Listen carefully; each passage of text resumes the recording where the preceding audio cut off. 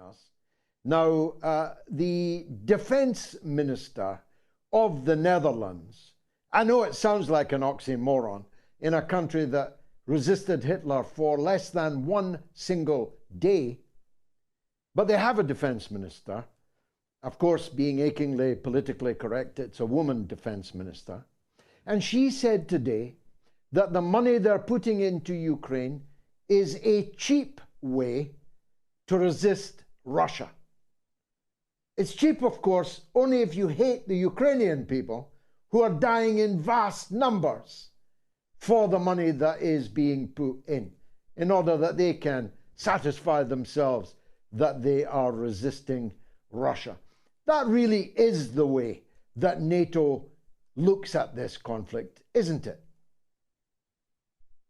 Absolutely. And once again, thank you for having me on. It's always an honor and a pleasure. I think this is part of the veneer falling off of this entire proxy war the collective West has been waging against Russia in Ukraine from 2014 onward.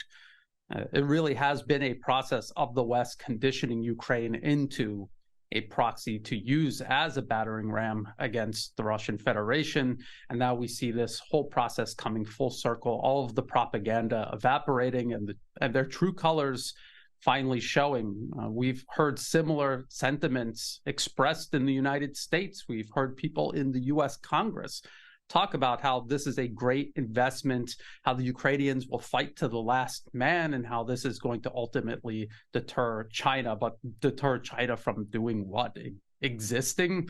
And I think people should pay attention and listen and believe their ears now that we hear the actual people behind this proxy war finally saying what everyone else, what you and I have been saying for so many months since this special military operation began, that this was a proxy war all along, at the expense of the Ukrainian people, not for or in defense of the Ukrainian people. Well, you're absolutely right about American statespeople, if we can call them that. Lindsey Graham, for example, he goes one better than the Dutch defense ministress. He says, as you've just alluded, that actually we are putting money in and weapons in for a huge loss of hundreds of thousands of Ukrainians in order to deter China. So the people in Ukraine are dying for Taiwan, and the people who are paying taxes in all these ailing Western economies are paying money for Ukraine in defense of Taiwan. How's that for three-dimensional chess? And then it's even worse when people actually understand the realities about the status of Taiwan, how even the US State Department officially recognizes it as part of China, meaning that all of this antagonism toward China over Taiwan is actually the United States violating China's sovereignty and violating international law. The UN recognizes Taiwan as part of China. So really it is one proxy war being waged against Russia to support the beginnings of another proxy war to be waged against China. And both of these proxy wars are fought without justification, and it's a continuation of what we've seen the collective West do everywhere from Afghanistan to Iraq and from Libya to Syria. And now it's spread into Eastern Europe. Maybe you could say spreading into Eastern Europe again after Serbia, and now East Asia is under threat. The situation on the diplomatic, political battlefield is now going very badly for NATO, that's for sure. Joe Biden looks like a dead duck. By next week, Donald Trump might be the Speaker of the House of Representatives. I'm not making that up. It's a real live possibility now. Not many people believe that Biden will fight and win the presidency next year. The new Prime Minister of Slovakia won his election on the explicit platform of no more support for the war. The Polish government, which was once in the vanguard of involvement in Ukraine, is now under fear in a pre-general election campaign, distancing itself so fast that it's all a blur. One doesn't know what they mean, what they don't mean, but the one thing's for sure, it's all bad news for Zelensky. And then we find his wife spending $1 million, $1,100,000 to be precise. I've just looked at the receipt for jewels in Cartier in New York. It all has the feel of something, a house of cards about to fall. Precisely. That is exactly what is happening. And all of this political turmoil we see unfolding across the collective West. We hear pundits in the West claiming that this is Russia dividing the West, dividing Ukraine's allies against each other. But in reality, it is the fundamental lies that this entire conflict have been built on. They're unraveling, and with it, all of these, I guess you could say, alliances or at least relationships built on perpetuating this proxy war in Ukraine against Russia. And it's only going to get worse. The situation on the ground in Ukraine, the so-called offensive, has been raging for 4 months. It has made no progress at all against Russian positions. The West is running out of ammunition and weapons. They do not have the industrial capacity to make more. They cannot sustain this conflict. And so what are they going to do when they run out of weapons, they run out of ammunition? The US at least can continue printing money out of thin air. But if you have nothing to buy with that money, what good does it do you? So now we see political turmoil. We see politicians turning toward their self-preservational instincts. And it's only going to continue unraveling into chaos in the West. And we've seen this again many, many times. We saw this all unfold regarding Afghanistan, the withdrawal from Afghanistan. Now, we had the former wife of the great Muhammad Ali on the show on Sunday, and I was thinking a lot about Ali's last great triumph over George Foreman, rope-a-dope, where he leant on the ropes and soaked up the punishment from the fearsome George Foreman before exploding and dispatching him in I promise you, an epiphany of joy.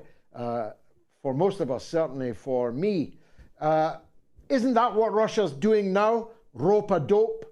They have a triple line of defense along the territories they have taken. The Ukrainians are not going to even reach the first line of those defenses, never mind breach them and get through to more. Is that not a metaphor that you can recognize, that at some point Russia's going to spring forward, just like Muhammad Ali, and land some knockout blows? Absolutely. That is exactly what we're seeing. And this so-called progress that Ukraine is making, taking a handful of villages, and if you look at the maps, detailed maps, you will see that it's still taking place all within the security zone ahead of Russia's layered main defenses. At the same time, Ukraine has exhausted its offensive potential. They had a finite amount of artillery and artillery ammunition, of armored vehicles, of tanks and armored personnel carriers, infantry fighting vehicles, and they've gone through the majority of all of this. And the West simply has no more to give them. There was a deficiency even before the offensive was launched. And at the same time, the West is running out of weapons to supply Ukraine.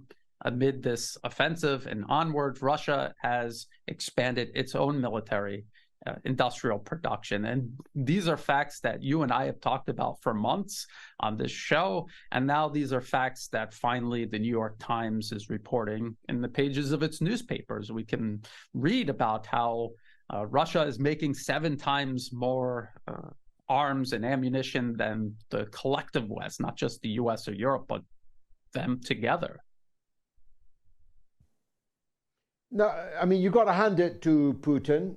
He's picked two new speakers in a week, a new speaker in the Canadian Parliament and a new speaker coming up in the United States, because that's the kind of absurdity they still bleat, isn't it?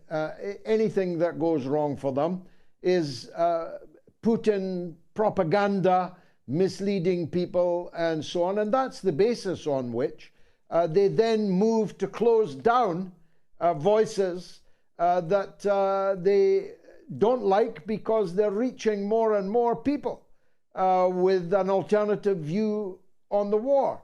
I mean, the game's up for these people, even if they have not yet conceded it.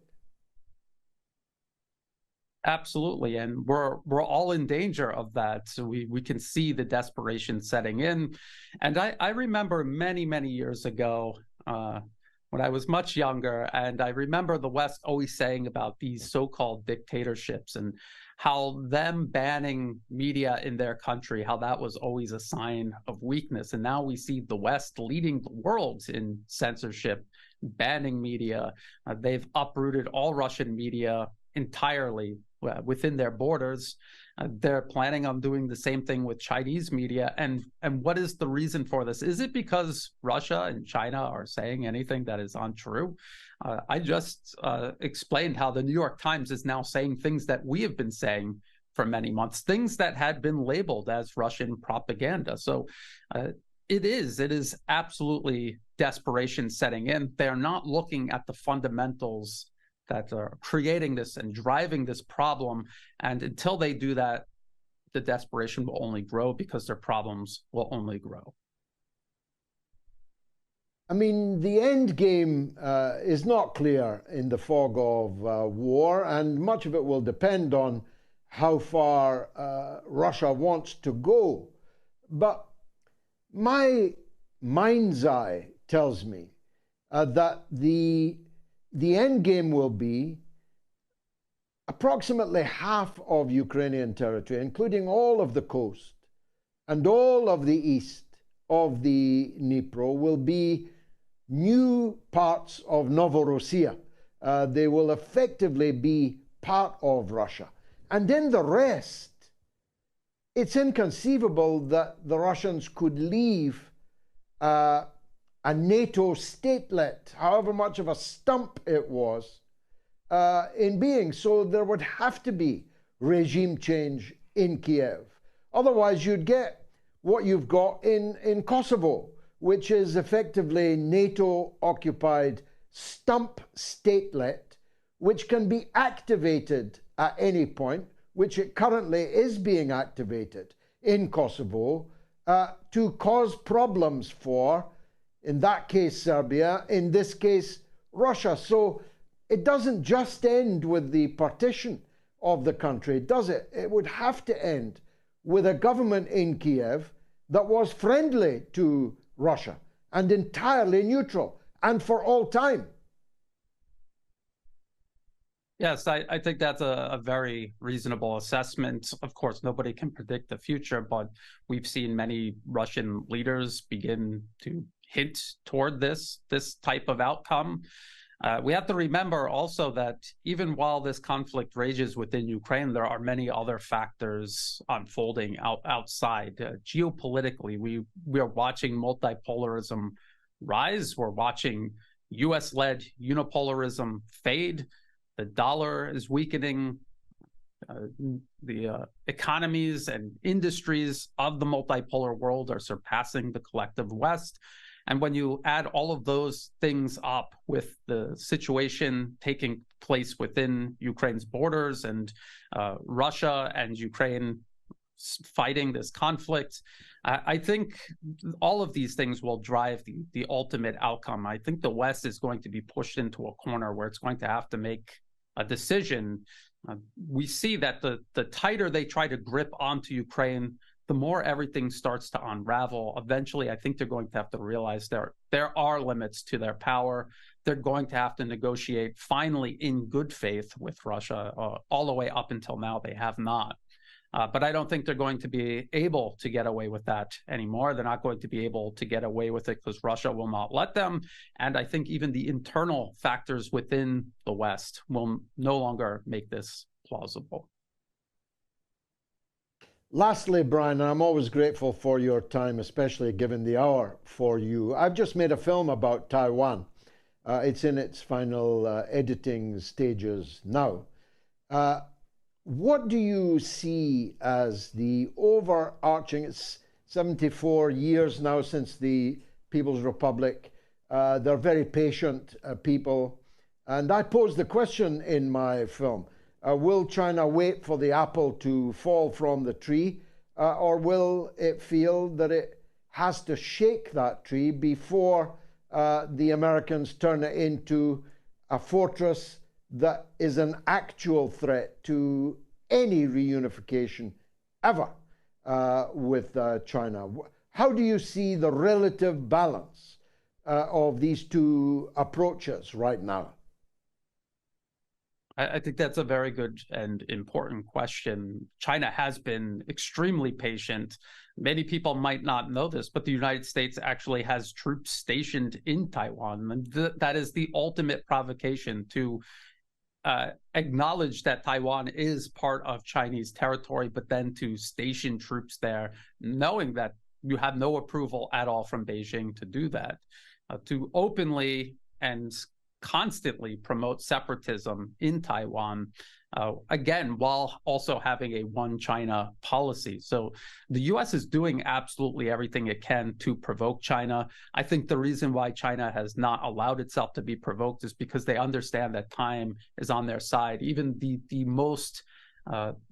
worst type of provocation imaginable, I think they understand that in the long term, what the U.S. is doing is not sustainable. Even if they were to try to turn Taiwan into some sort of fortress, I think eventually, in order to avoid war and the destruction of Taiwan, because frankly, that is what the U.S. is talking about and planning for, I think they will endure a lot in order to avoid conflict. They have Taiwan's best interests in mind. The U.S. does not.